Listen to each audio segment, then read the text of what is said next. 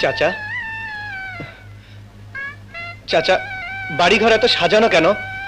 আর হেনা কোথায়?